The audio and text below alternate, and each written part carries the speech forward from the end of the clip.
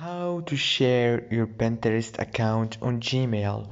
Hello guys, in today's video I'm gonna show you how to share your Pinterest account on Gmail in easy and fast way.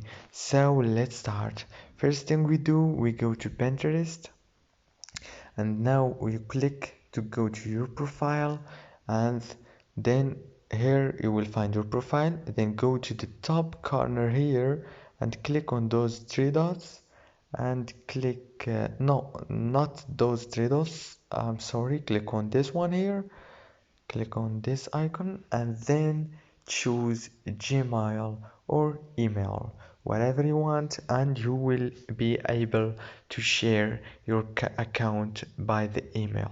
And that's it for today's video. I hope this video was helpful for you. Don't forget to like and subscribe to see more videos and to help me make more videos. Thank you so much for watching.